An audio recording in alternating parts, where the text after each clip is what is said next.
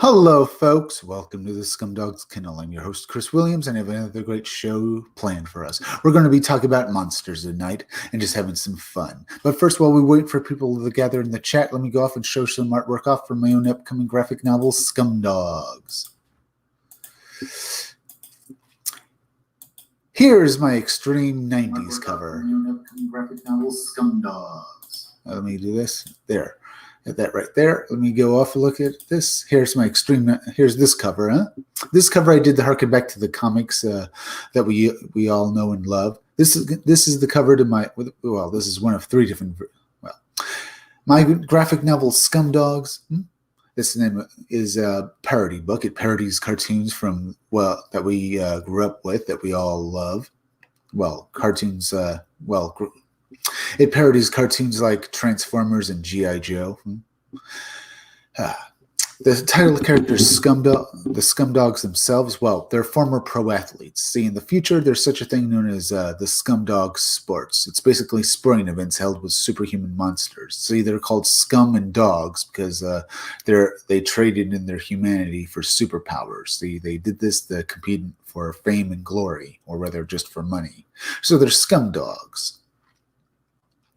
On this cover, well, so you get the idea that they're not exactly the nicest bunch of guys because, well, think of them as the pro athletes and as regular pro athletes, the jerky guys we think of when we think of playing pro sports. Now imagine giving them powers, so you get the idea. Their egos are through the roof, and they're basically a bunch of thugs with superpowers. You get the idea. But what happens when they get banned from sports? Well, they decide to take over the world. Deathmug, the purple guy with the male skull mask, is one of the main characters, as well as its arch enemy Buick Starpoon, the guy with the pink pompadour hair over here. Now, Deathmug is a parody of various villains from 80s cartoons, like Cobra Commander and Serpentor and stuff like that from G.I. Joe. Like Cobra Commander, he's got a metal mask. Like Serpentor, he's got gold on him. And he's also, and like the Shredder from Teenage Mutant Ninja Turtles, he's purple. While Buick Starpoon is a G.I. Joe parody. Mostly, he's a G.I. Joe parody of Duke from G.I. Joe. Like that. But he's also a parody of space heroes like Buzz Lightyear or Buck Rogers, those kinds of heroes. Notice the uniform he's wearing? Oh, like that. Anyone on this cover with a similar uniform to Buick Starpoon is part of his team in the Space Forces. Now, because he's also a G.I. Joe parody, he's got a military specialty. Buick Starpoon's specialty is that he's a captain in the Space Forces. While this guy over here with a mohawk, his name is Roadhog. His military specialty is that he's an army guy. While this bald guy with a gun down here in the blue uniform, his name is Beach Pounder. His military specialty is that he's a Marine. While this guy back here in the red uniform in that vehicle firing stuff off, his name is Blast Tank. He's a heavy vehicle specialist, a tanker. All right.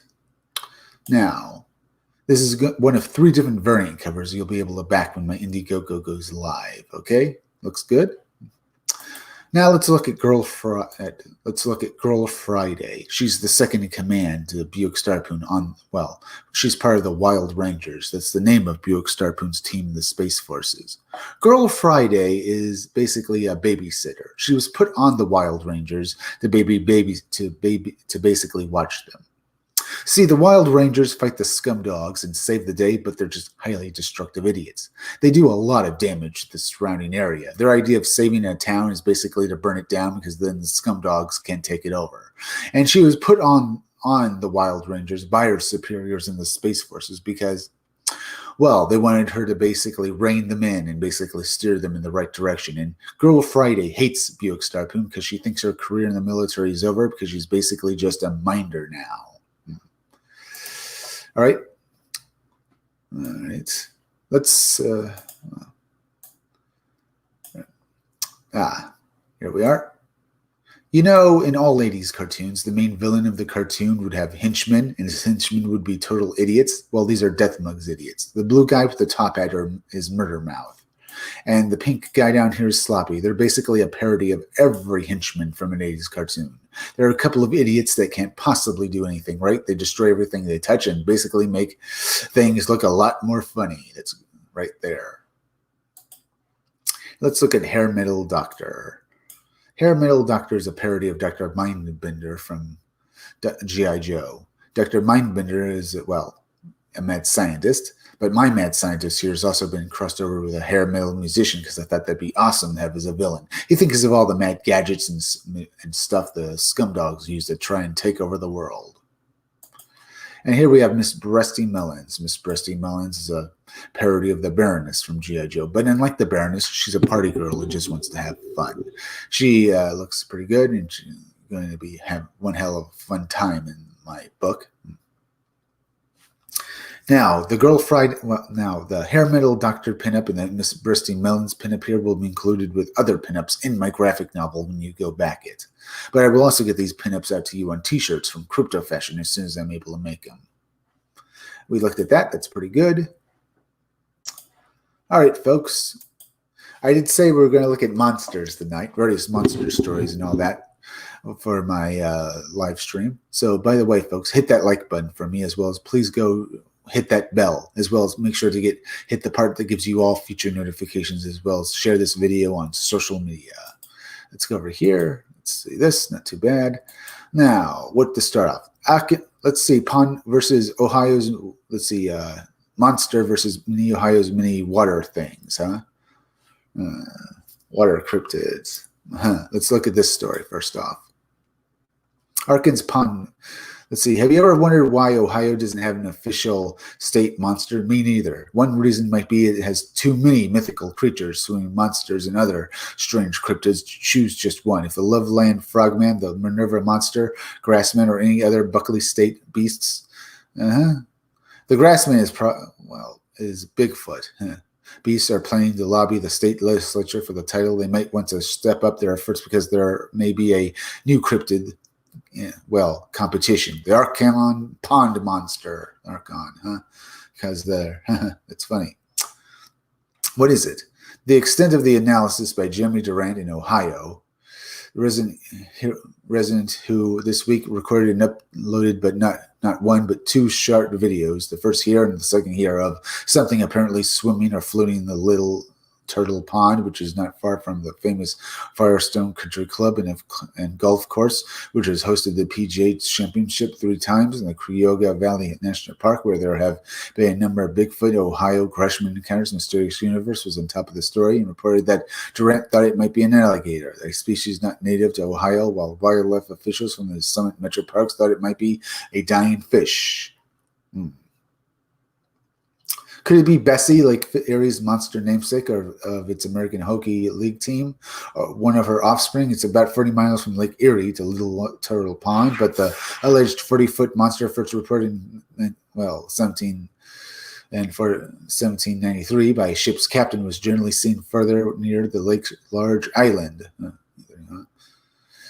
One theory is that Bessie was a large lake sturgeon, which the lake still has, but has smaller numbers and length while Little Turtle Pond does have fish and turtles, it's not suitable for surgeons. How about a frogman? The pond is over 200 miles from Loveland, a Cincinnati burb, where in 1955 a man reported seeing 3-foot-tall upright frogs talking, croaking, and waving a wand, hoping one would turn a princess. Yeah. A princess now. The Loveland frogmen have been reported numerous times. Loveland frogmen have been reported numerous times. More recently in 2016, but always in Loveland near the Little Miami River. Maybe it was a Charles Mills Lake monster. The initial 1959 sighting, 3 boys allegedly witnessed a 7-foot-tall, armless humanoid. Scales and luminous green eyes and large webbed feet emerged from the lake. A man-made reservoir, which is about 60 miles from the Little Turtle Pond. Well, it has never been seen again. Some think 1963 of a report of a 11-foot-tall hairy beast with orange eyes spotted near the Charles Mills Reservoir was actually the lake monster. Could that thing be the Crushwork monster in 1982? A boy in Crushwork, which is 20 miles north of Loveland, claimed he was carried off by a reptilian monster rumored to be living near a local creek. The boy was found in a massive tree, which 60 local men chopped down and found in the monster, which ran off, but not before they got a good look at it. As being 30 to 40 feet long, 12 to 14 feet tall, with an erect 16 inches in diameter and legs 4 feet long. It is covered with scales like a lizard's, black and white color with large yellow spots. Its head about 16 inches wide with a long forked tongue and mouth in sight of deep red. The Crushwork monster was never found nor seen again. Some people think it was an escaped monitor lizard, alligator, that the excited and possibly inebriated men saw. Whatever. Which brings us back to the little turtle monster. Was it an alligator, as Jeremy Durant speculated? That could it be anything else? Who knows? But there are so many other monsters. Who knows as well? Let's get alligator, huh? All right, that looks pretty good. We looked at that. Let's see. We have other monsters to look at. Let's see. The 1973 humanoid UFO wave. We could look at that. I've been wanting to look at that. The Flatwoods monster UFO incident. Let's take a look at it here. A fascinating incident. It's from September 52. Itself taking place during a year in which waves of UFO sightings around the world were happening, remains one of the most debated accounts of UFO activity and extraterrestrial vegetation in the modern UFO era. On this particular evening, a group of children flying the field of a local school would witness what would appear to be a UFO swishing out of the sky before landing in a farmer's field nearby. After informing one of the parents of the boys of the incident, a small group would have then ventured out to investigate. When they arrived, however, they would witness something strange in the darkness. The woodlands nearby, something that was not watching them, but that would seemingly look to attack the group.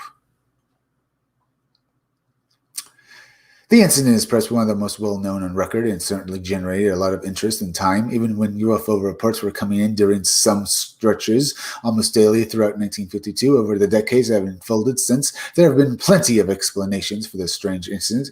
It very well may come to light that the incident was a crashed UFO that resulted in the encounter with a mysterious extraterrestrial being, or it may be that the widely agreed upon belief that the incident was a case of coincidence and timing proves correct. It could also be that what the children witnessed, that everyone was perhaps a meteor crashing to the ground before encountering a very earthly animal upon some searching for a short time later. Perhaps on this occasion, coincidence timing are worthy explanations. But we examine those, though, we will turn our attention back to the armed evening in West Virginia almost 70 years ago. Bright objects screaming out of the sky. Perhaps the best place to start would be to return to the early evening of 12th September 1952, Flatwoods, Braxton Country, in West Virginia. It was around 7 o'clock p.m. when several children were playing football within the grounds of a local school when they suddenly noticed something bright and flashing across the sky. What's more, the objects appeared to land in a short distance away on the land of one of the local farmers. The children, after coming to their senses, rushed to the homes of two of the boys' brothers, 14-year-old Eddie May and 13-year-old Fred May. They would excitedly tell the boys' mother, Kathleen, of what they had seen, and along with a small group of children, 10-year-old Tommy Shayer, 14-year-old Neil Nunley, 17-year-old Jean Lemon, who was the West Virginia National Guardsman. She would accompany the boys to the spot where they claimed the strange object had crashed the ground. Jean's dog also tagged along with the group. All right. The initial accounts of what make up the backbone of the incident would appear in the article of Fate magazine with Gray Baker arriving in the location shortly after the encounter. Wow, that is something. Had played out and piercing the article to piecing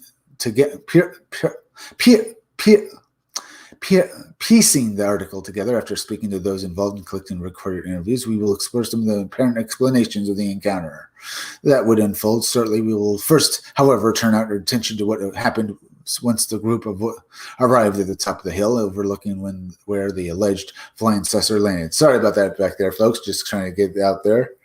Very interesting. What happened, huh? these people encountered this weird flying creatures and stuff like that. I've been wanting to talk about this cryptid and monster, the Flatwoods monster, because it's one of the most famous cases out there. Man-like figure with strange red round face. This is where the reports vary somewhat. In the book Monsters of West Virginia, Mysterious Creatures of the Mountain State, it is claimed that the witnesses would most definitely see a craft of some kind, either landed or sticking out of the ground. Also claims that a machine-like whinny noise filling the air, and the dog has also begun to react strangely. In fact, according to this account, the dog was later found to have vomited near the house when it was found and would pass away a short time later.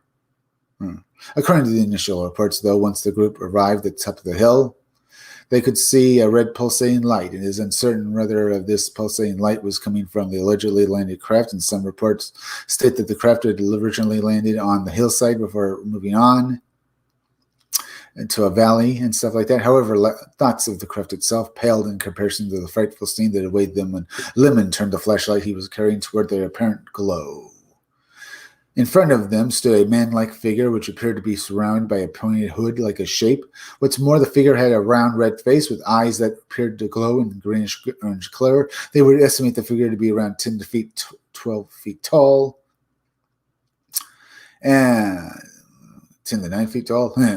And easily towered over the group. One witness, Miss May, claimed to have seen a small claw-like hand. She would later also recall that the strange figure had a head of a similar shape to the ace of spades, machine-like quality. None of the witnesses could fully make out the torso or lower body of the entity, other than it appeared dark and colorless. Some of the witnesses would later state that there appeared to be a machine-like quality to the creature, almost as if the outer clothing was some kind of hard suit of armor. What's more, this hard exterior appeared to reflect the green of the surrounding trees and bushes. Although they couldn't make out any further details of the lower half of the creature, a general view would suggest that the middle area was almost cylindrical, with the bottom part appeared to be fan outward like a metallic apron of sorts. Whatever it was, it appeared to be watching them intently. The onlookers watched back until that it made a hissing sound and appeared to move in a gliding motion towards the small group. This caused them to immediately turn and run, with Lemon dropping the flashlight in shock. As they did so, Miss May, according to some sources, claimed that the creature squirted an oily substance on her clothing.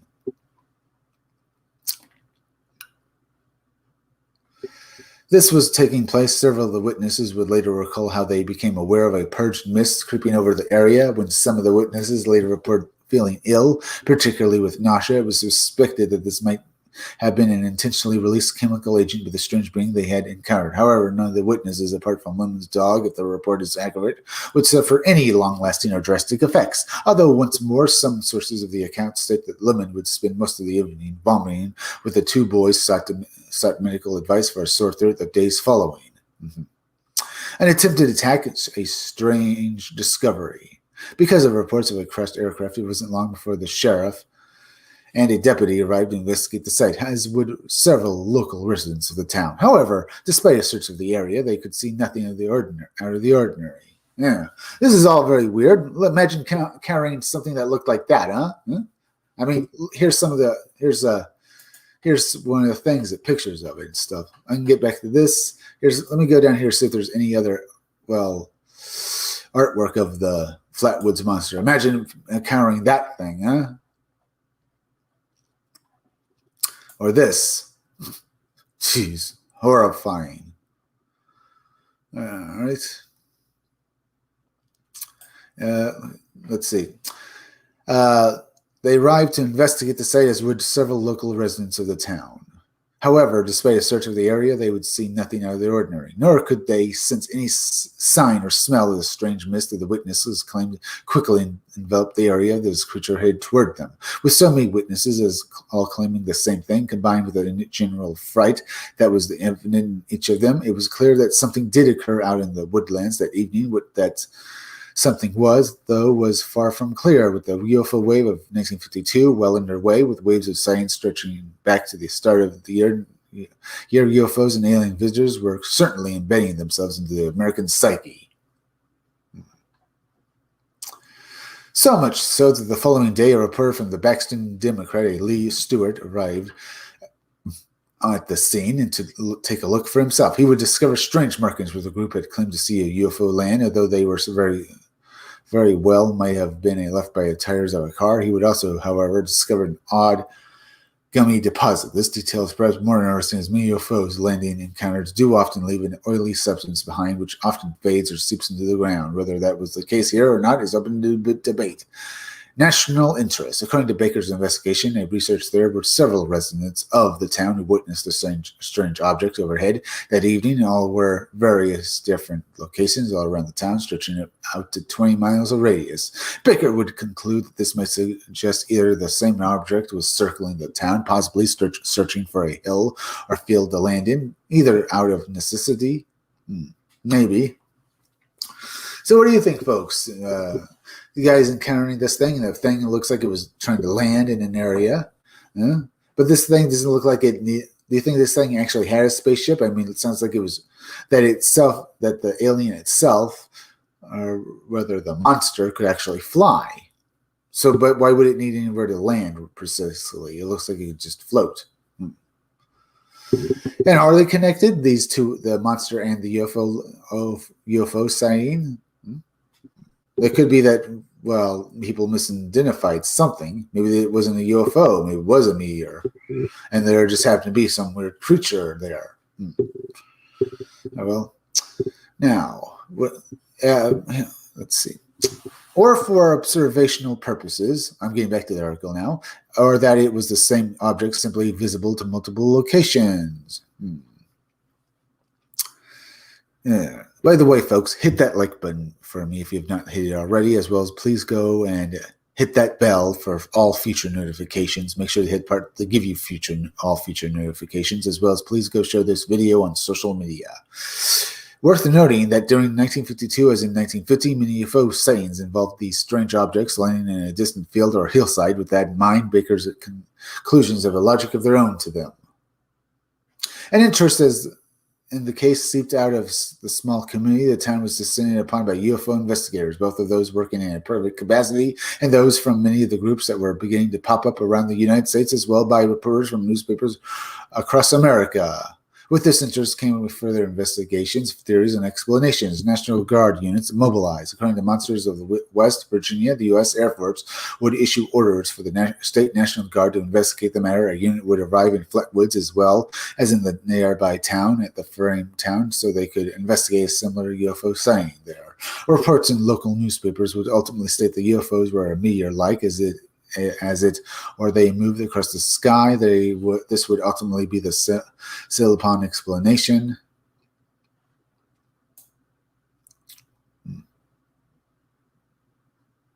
Let me try to get this right.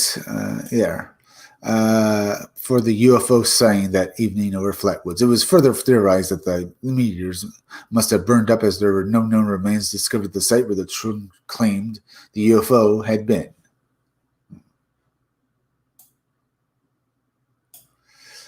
Right. Years later, some of the residents of the town would insist that all of that was witnessed overhead was a meteor, and the fact that some descriptions would even state that the UFO appeared to disintegrate would appear to back that explanation up. However, many researchers at the time would stick to their findings from speaking with their local residents, some of whom claimed to have been seen something clearly land near the woodland, while others claimed there was a purposeful movement to the object that was unlike a meteor or comet. There are also the other reports of the bizarre monstrous entity on record. While we will examine some of the proposed explanations for the creature of Flatwoods shortly, it is to those other sightings that where we will turn our attention next. Other sightings of the Flatwood monster. Some of the other sightings are perhaps not as widely known, but are equally intriguing. For example, according to one report, a young couple and their young toddler would see an almost identical creature at the Frame town, where the other National Guard unit would be deployed. No, that is something. What do you think, folks? And other signs of Flatwood monster. I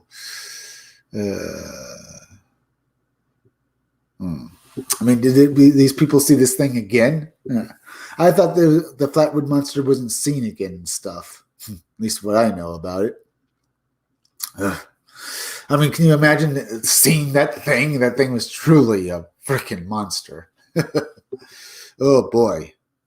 And those kids, if they actually did see that thing, I have to say that they probably had to deal with that, seeing it for years, and no one believed them.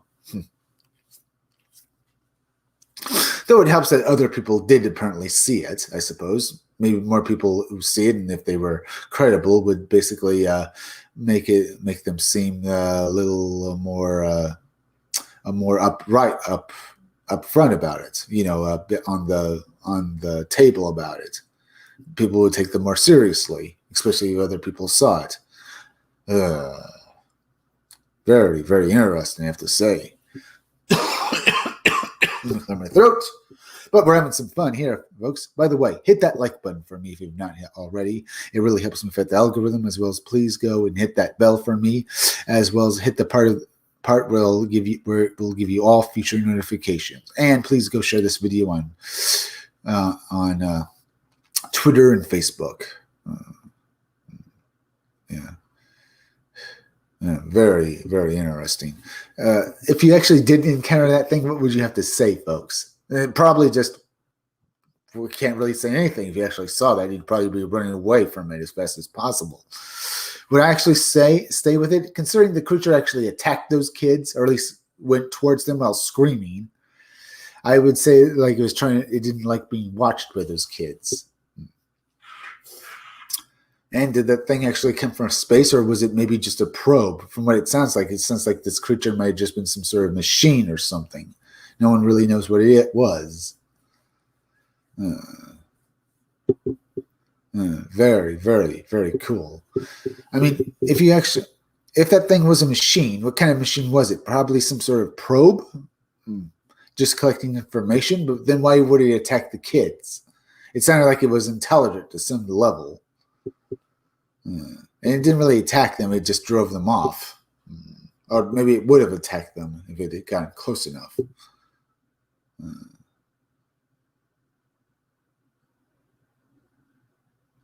All right, let's get back to this. For example, coming to one report, a young couple and their toddler see an almost identical creature in the town. Almost identical creature in the town of Flint, in town where the other National Guard unit would be deployed to. We might remember the night after the encounter in Flatwood. Apparently, the couple was so traumatized by the creature that they refused to even speak about it until years later. Another couple from Queens, New York, George and Edith, I'm not going to try to.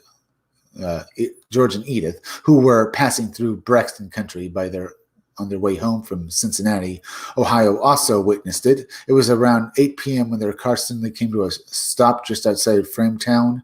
George would attempt to find out what the problem was, but was unable to restart the car.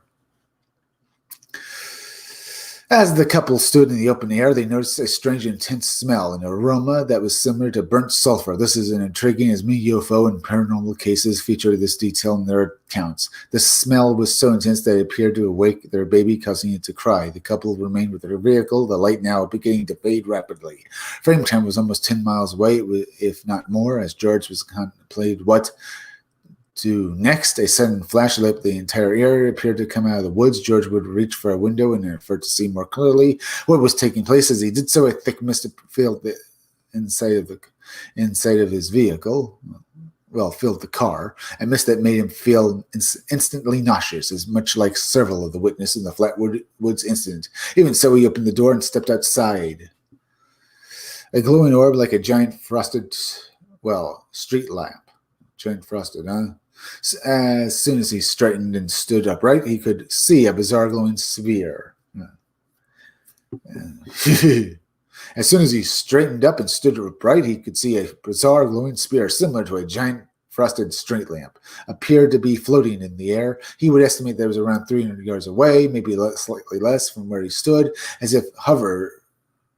It appeared to move back and forth as if being dangled by an invisible string. George began to head toward the strange orb, knowing as he did so that the nauseous feeling appeared to be getting worse. As he got close, with the strange mist still swirling all around him, he suddenly began to feel the burning sensation run through him. He continued on a little further. However, the burning feeling rapidly progressed into a feeling similar to a low-grade electric shock.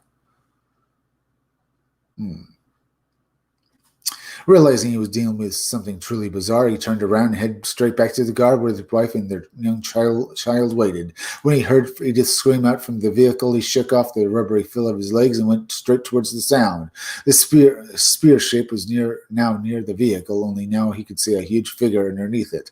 The light of the glowing orb, he would claim the creature was around 9 feet tall, with very much human shaped. All that is, except for the head, which was almost reptilian. George would describe the body as weird and bloated, and the lower body, half of the body of a solid mass of some sort. He reached the car as the figure was moving closer. He jumped inside and pulled his wife and child to the floor of the vehicle. It was then he reached for the glove box and pulled out a knife that sat inside. Spindly arms, fork-like fingers.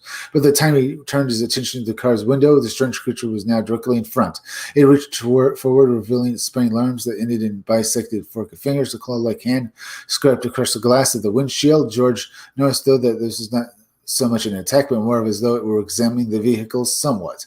After a few moments of a closer look of the car's exterior, the strange creature simply turned and floated into the woods. Within moments, it disappeared behind the trees and vegetation. The disturbed couple, though, would remain in the car, watching the area in case it was to suddenly emerge once more. After several minutes, they saw the globe-like object raised upwards above the trees and moved into the air. A few seconds later, would zip into the distance at incredible speed and vanish. Speed, huh?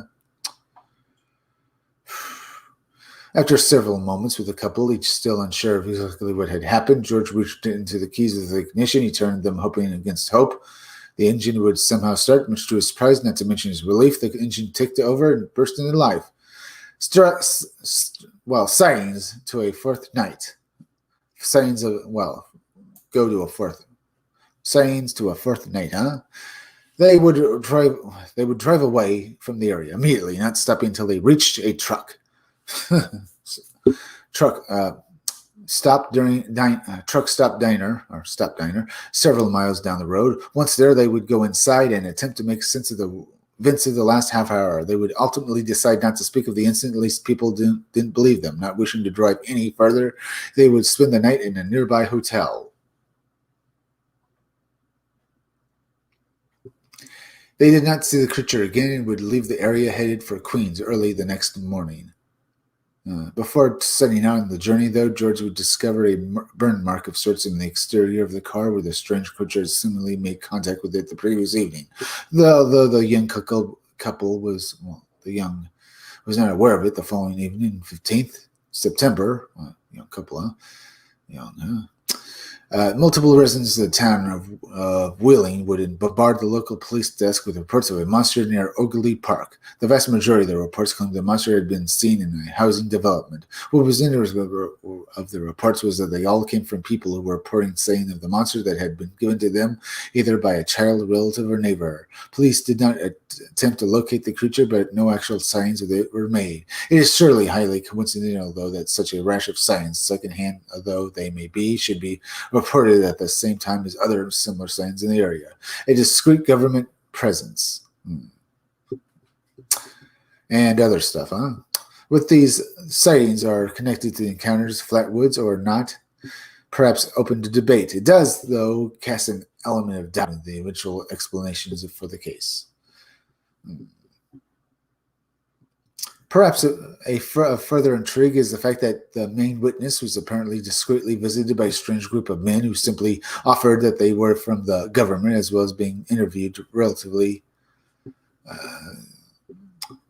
extensively. The men would take away the clothing that was oil-stained, as well as several pieces of metal that the witnesses claimed to have seized a time after the incident.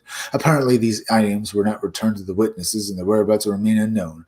At around the same time, the press coverage of the witness changed somewhat, with them suddenly being made to appear like ignorant country folk who had become scared during a meteor episode. This was the view taken by several astronomer experts in their interviews with local and national papers. In the weeks following the encounter, the tale would take on even stranger twist, however, a month or so later, when the letter arrived at Miss May from Washington, D.C., apparently offering a different explanation. Apparently, of course, because they have to come up with something. Experimental military craft designed for lunar travel. I don't believe that. would state that the object that she had witnessed was an experimental military craft which was designed for lunar travel. Which more, there were 4 of these craft overhead at the night in question. This is important as we will shortly examine the claims of a researcher who would state that the object. Well, that was weird. So this lunar craft you had there could actually fly. And I doubt you would actually show us these actual lunar craft and basically make sure that everyone knew that they were actual lunar craft created by the government, huh? Is that actually true, folks? I mean, most people, when they talk about this, say that monster, they talk about the monster, say they can never prove it. And here the government actually comes out that they actually have the technology to make a floating thing that looks like a monster. Then they say it was going to be sent on missions, huh? And I don't suppose they would actually show it out to the public and show that it could fly. And that's what these people actually saw. And they had this technology back decades ago, huh? Of course. Even though we can't do stuff like that now. Or whether we have drones now, and they don't sound near as what this thing could do. Let's see. This guy now talked about object was part of a formation of 4 alien craft. Let's see. We should perhaps note also that there is a chance that a great many of the accounts became a little more inflated over time. The more reporters flocked to the area, the more neighbors and people not actually at the scene would be spoken to. All of a sudden hearsay would inflict the incident, at least in some reports.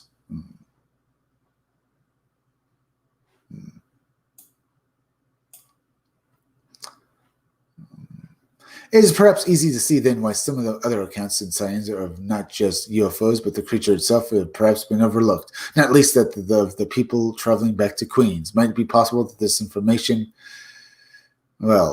sent to Miss May by the government was to implant the seeds of a cover-up, even during the mentioning of the 4 vehicles in order to combat any witnesses who might make such a statement.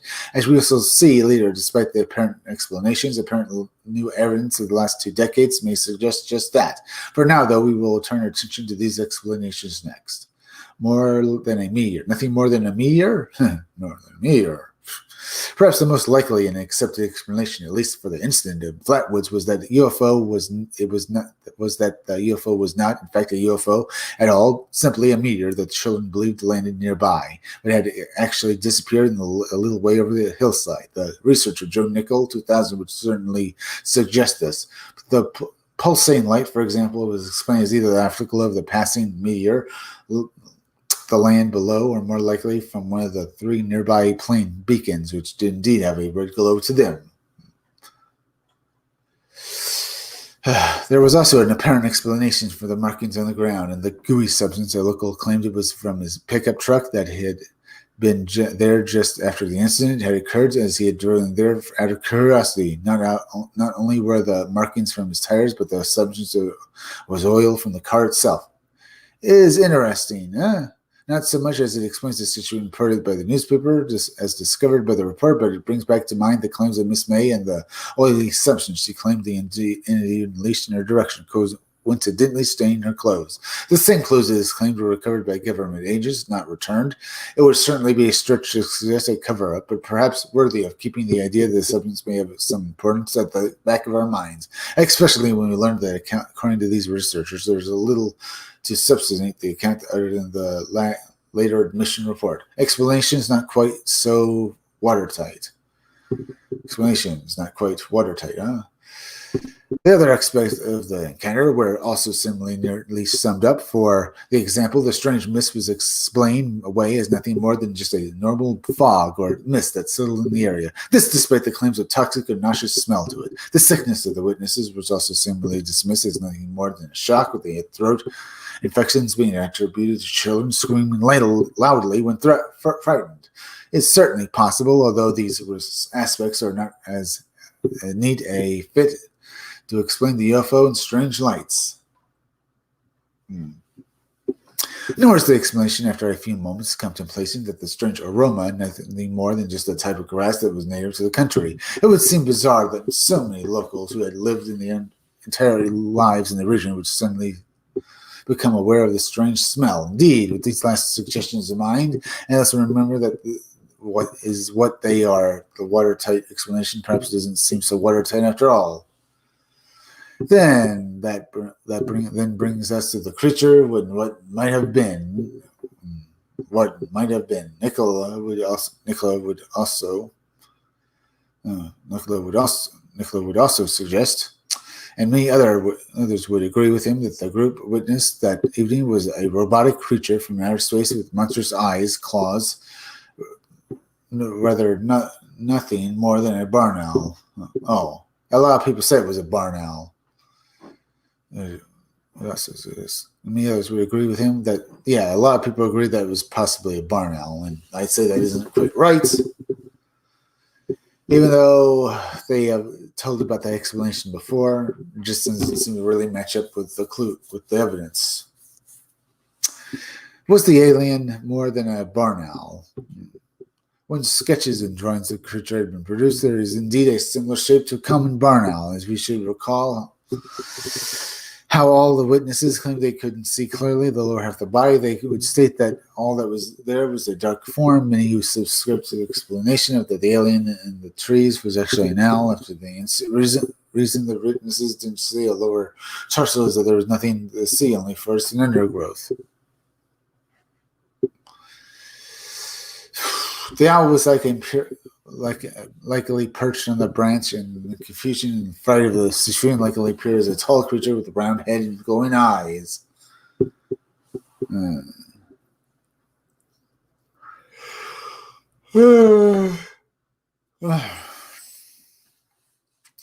Especially when the torch would have reflected off those eyes. It did indeed. Some reports state that Miss May initially said that the eyes appeared similar to a raccoon. Upon being confirmed by the group, the owl, likely itself alarmed by the sudden influx of people, flew from the branch, although likely not to attack, but merely escape the location. This would also explain, according to the argument, by gliding or floating nature of the creature. Even the hissing, wailing, or squealing sounds to be heard. Those in the group or witnesses are reportedly similar sound to one might hear from a common barn owl in certain situations. We should note that the bobbing and circular motions of the head, the shape of the head itself, and even the claws can all be explained if an owl was actually the creature they saw. With this in mind, we might think of the Flatwoods monster. Case in point had been put to bed. However, 2004 researcher, Frank C. something,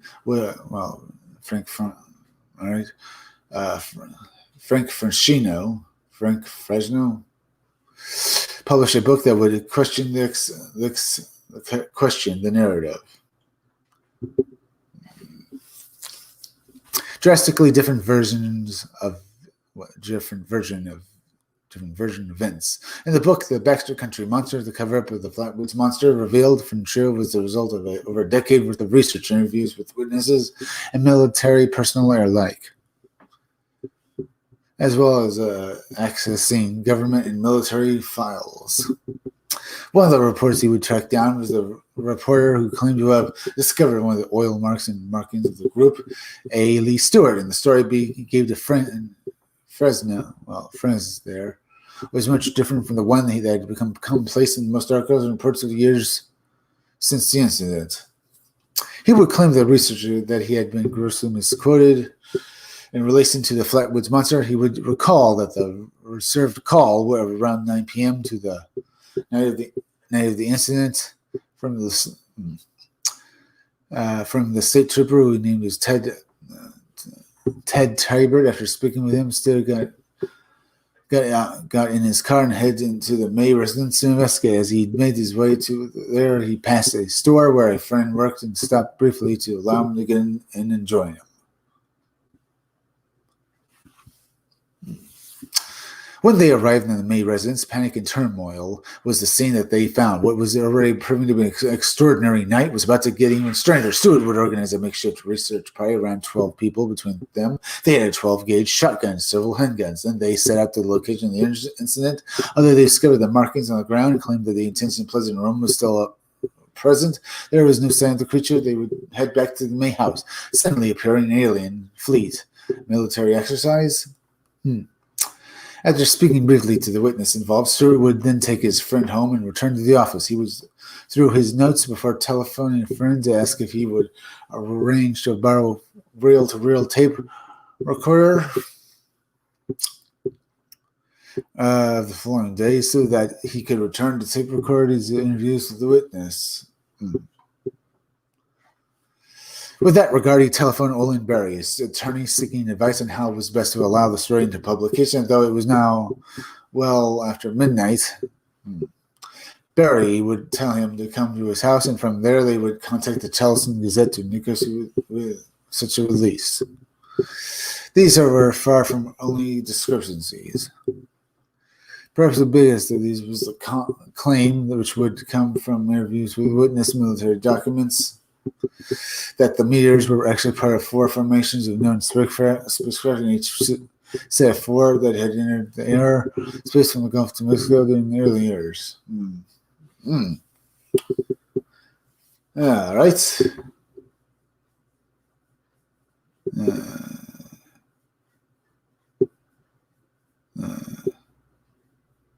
Where was I again, Dag? I can't find it. It was. Let me go. After speaking briefly to witness involved, Stewart would take his friend home and return to his office. He would through his notes before telephoning a friend to ask him if he could arrange to borrow a real tape recording the following day so that he could return to the tape recording his interviews with the witness. Okay, with that arranged, or telephone, Olin Berry.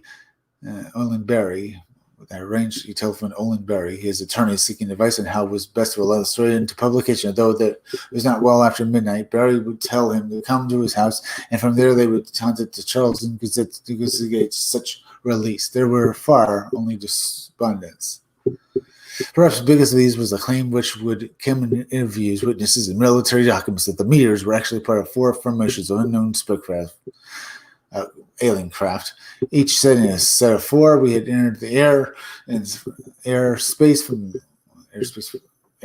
the Gulf of Mexico, a military exercise. If that wasn't outrageous enough, the United States would launch several fighters to engage the unknown craft. One of these was seemingly damaged in exchange. It would eventually lead to Flatwoods, close to where the group of children were playing. Then the account takes an even stranger and more intriguing twist, at least according to the researcher. A surviving document, whether the objects had an emergency landing, crushed, or we might call one of the witnesses initially expressed they had seen something. Objects sticking out of the ground. It was from findings that the occupant survived the impact and escaped into the trees. From Chino's finds, and woodland, only to be by pure chance did the group stop right opposite where the maroon creature was hiding out. Women also recalled that the witness also claimed that the lower portion of the creature appeared metallic, or as if it was inside a metal case that this crept up against in a moment. The next sighting of the creature were on the night after in the nearby town of Framtown. It wasn't clear whether there was more than one survivor or occupant in the craft, but as Franchino suggested that within 24 hours, and using the cover of the woodland, the creature had made it as far as Framtown, following the encounter with the Snoxigis, Sunston. It would appear that it was essentially rescued, as witnessed by the Mary Kepler, who saw the globe-like object rise in the air and disappear. Further, according to Francesca's research, another craft from the formation that appeared during the military exercise, possibly looking for cover, his lost colleague came down to the town of Wheeling. It is possible that on this occasion the creature was removed by authorities. It is not known if this was dead or alive, but according to the documents the researcher viewed it had been a burned woman's corpse was substituted at the site of the wreckage and made to resemble something earthly. A cover-up story was then released in the press, and all efforts a successful diverted attention away from the incident. Incidents are coming. By the way, folks, hit that like button if you have not hit it already, as well as please go share this video on social media. Instance from there, a discreet effort was put in place to discredit the witness. We might recall how they were seemingly lured into wider press coverage by only to be mocked and stabbed as country folk with a little perspective for their actual surroundings. It would be easy to dismiss Francino's findings as nonsense, speculative sensationalism if it wasn't for the apparent endorsement of widely respected UFO researcher Stanton Fieldman. Fieldman would write a foreword for the book in which he would state the evidence presented by the author points to a conspiracy and cover-up of a truly outstanding and important event. Perhaps even more intriguing and even concern is the fact that Francino has also collected numerous similar accounts of strange fireballs overhead following a sayings of strange mysterious creatures, usually in the woodland. He also states that even now, more than a century later, people don't remember how they witnessed the Flatwoods monsters were treated as and almost shunned. Consequently, the vast majority of people didn't wish to speak of their encounters, and if they did, it isn't until years later. All right, there's that as well. Maybe the most intriguing aspect to Francio's claims, however, revolve around the creature itself and the intriguing, seemingly controversial lower half, which was seemingly a metallic casing of some kind, and the connection these apparent creatures had to one of the most intriguing alleged languages record. The government just tells you what you want to believe. Yeah, the government just tells you. And just lies to you. If we recall the account of Stanitsky of the couple for a moment, we will recall that George would claim that the creature had a reptilian head and the lower body was in fact some kind of metallic casing. Francino believes the creature was likely more than like the not in the metallic casing being a body that allowed it to move around. He would further theorize, well, maybe not. But it's all very interesting, isn't it, folks? Wow. Yeah, what happened to those people? But what is this creature? What do you think it is, huh?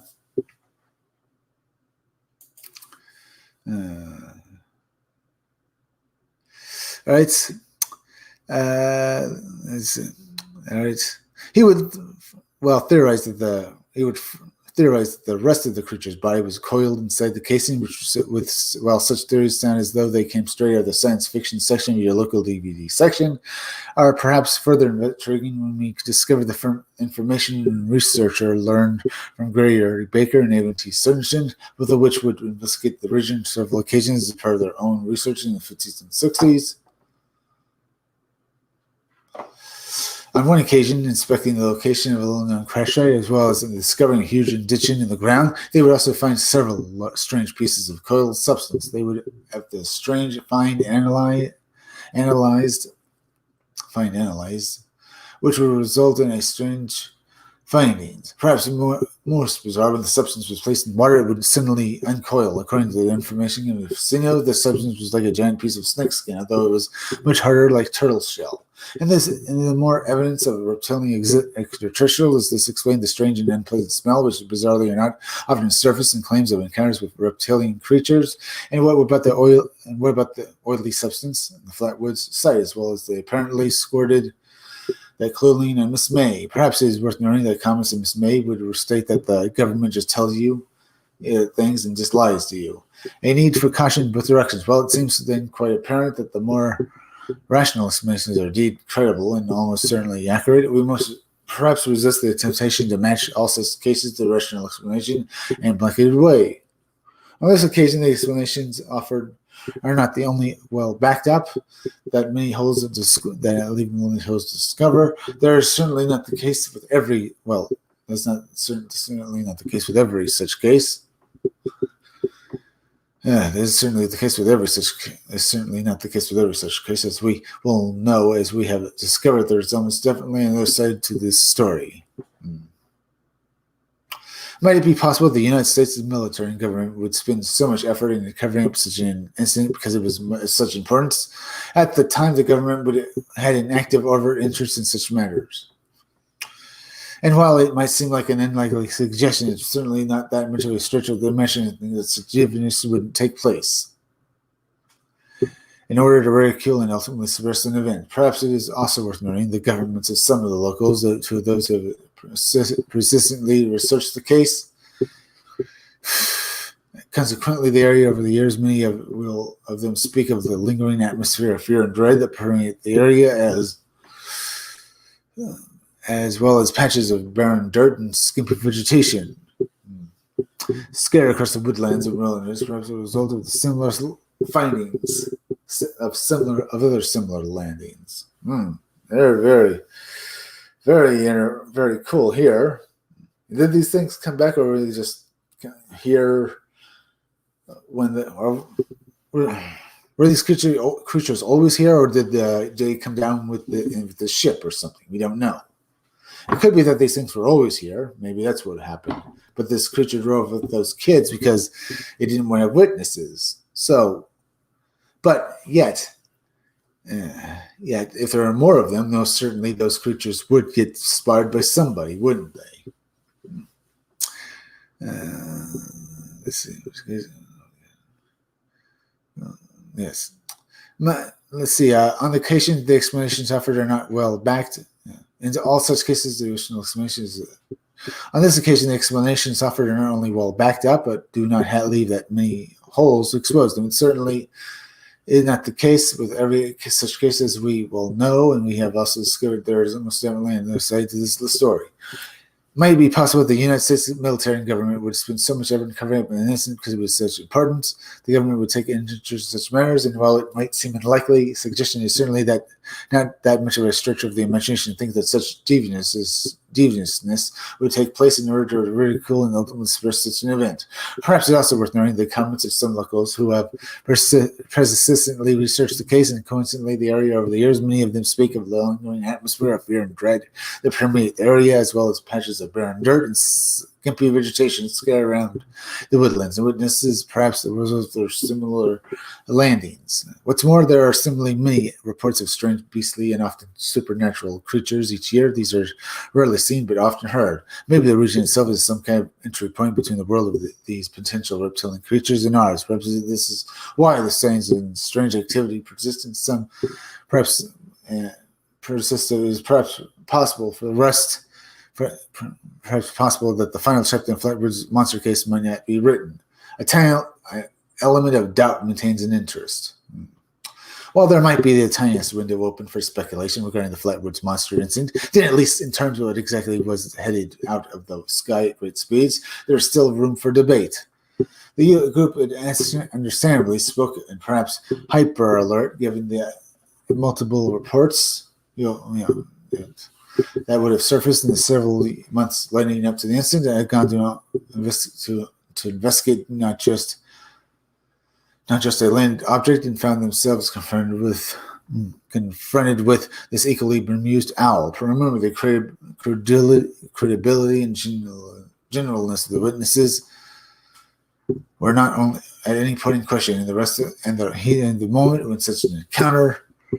It is easy to dissuade why the brain would investigate and would put together what it very much believes to be 2 of the 2 come with 5.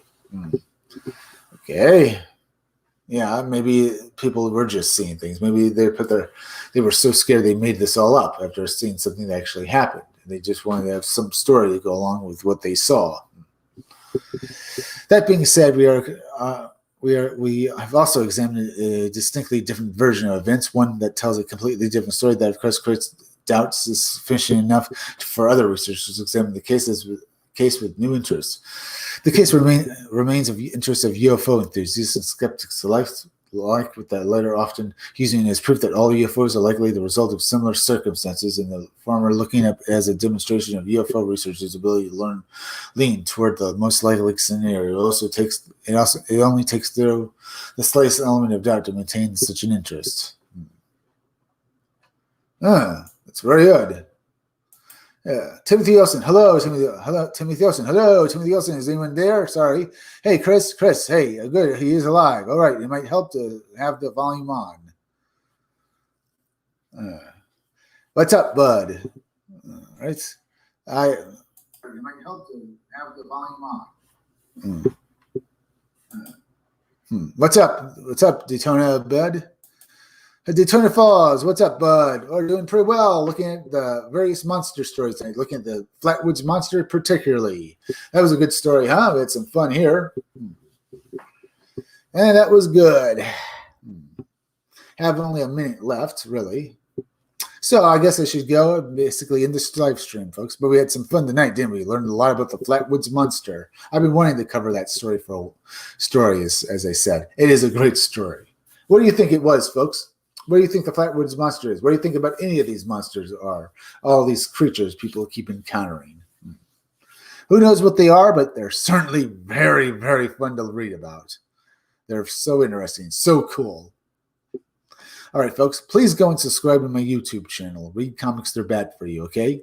Remember that there is misspelled. Make sure you're still subscribed, as well as please hit that bell so you get notifications, and make sure to hit the part that'll give you all the future notifications for my videos. Leave some comments down below because I love to hear from you guys, as well as please go and share this video on Twitter and Facebook, as well as please go over and subscribe to Stitch Together Picks. Stitch Together Picks is a YouTube channel that deserves far more subscribers. It's hosted by a great host, as well as go and subscribe to Creepy Little Book. Creepy Little Book is like the Art Bell radio show. He does little videos talking about high strangeness, but he also does live streams every night and stuff. So be sure to go and subscribe to Creepy Little Book, as well as go over to rumble.com and subscribe to my Rumble channel. It's under the name Comic Freak, as well as go over to BitChute and subscribe to my BitChute channel. It is also named Comic Freak. Remember, folks, I'll be back again tomorrow around 5 o'clock or 6 o'clock or 10 or 11 for another live stream, so be sure to come back again then. I'm Chris Williams from the Scumdogs Kennel. Thank you all for joining me.